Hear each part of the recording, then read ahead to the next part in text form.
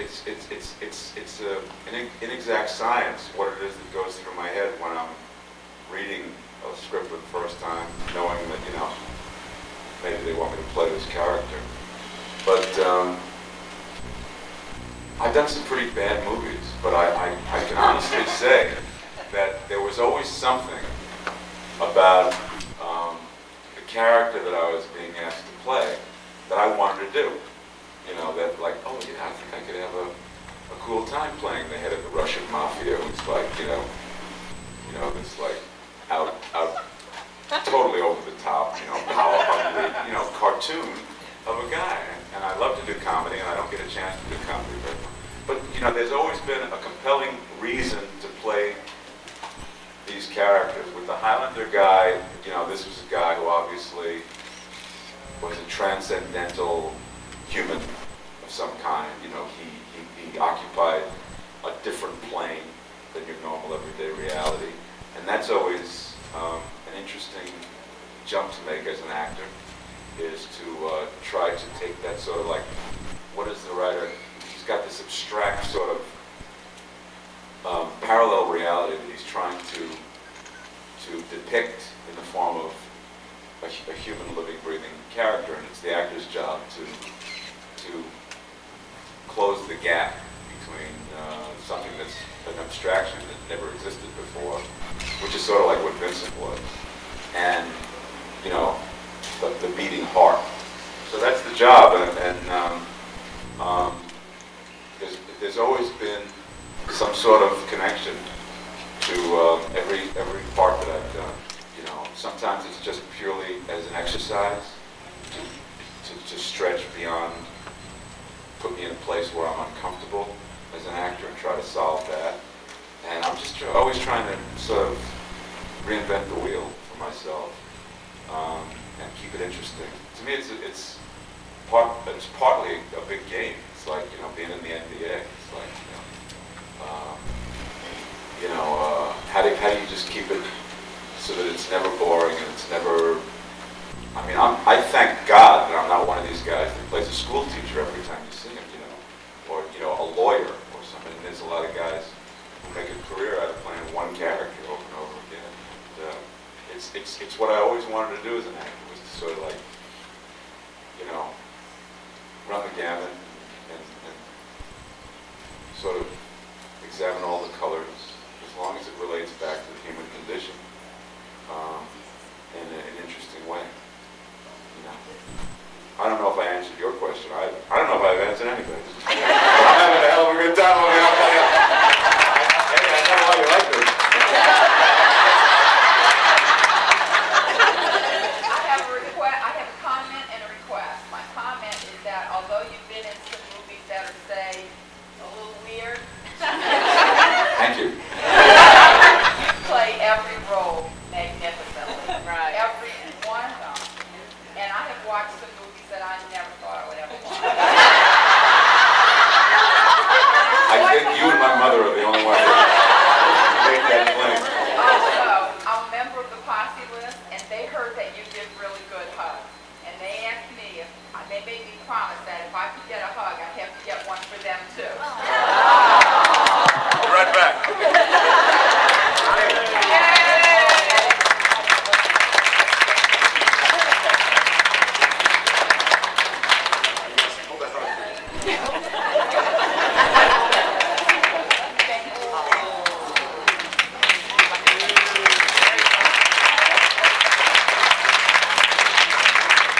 I'll tell you, now that I brought up the subject of my mother, I have a funny story that I'll share with you, which most of you probably all heard, but when I do these makeup parts, you know, there's always been parts of my face that were part of the look, like with Vincent, with my chin, my eyes, with the guy in Name of the Rose. There's a lot of my own face. It's just, you know, they laid stuff onto, but it blended into the this, you know, whatever. Moreau was your horns, right? So what I'm getting to, Moreau was the first time I've ever worn makeup where it was a total full mask. I mean, you know, from the hair all the way to here, it was somebody else's creation, including, I think I wore lenses, yeah. So there was no part of me that was, and when they got done applying the makeup for the very first time, I looked at the mirror and I went, Jesus, my own mother is not going to recognize me. Now my mother goes to the first show on the first day of every movie that I'm in. God bless her.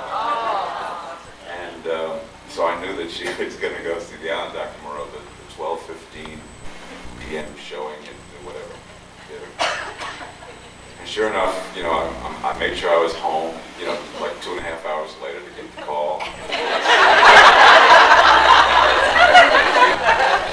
Ron? And she goes on and on, 20 minutes about, you know, this masterpiece that she's just saying, which I still don't understand.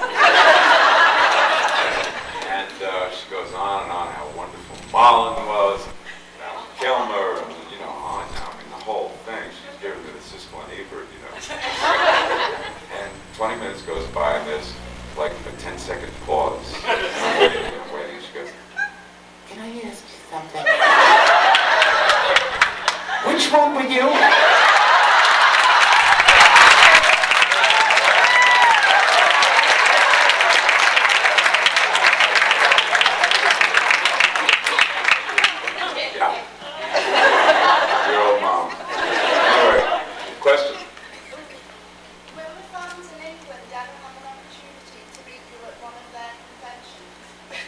The English convention? Yes.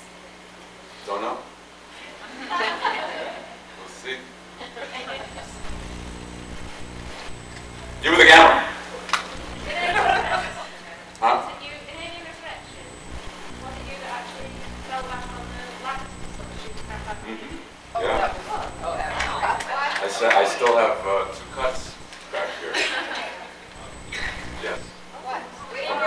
From doing that 18 times.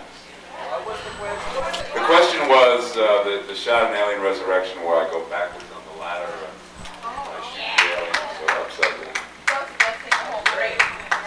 Dad telling me to shoot spider. Dave likes when Sigourney kicked my butt.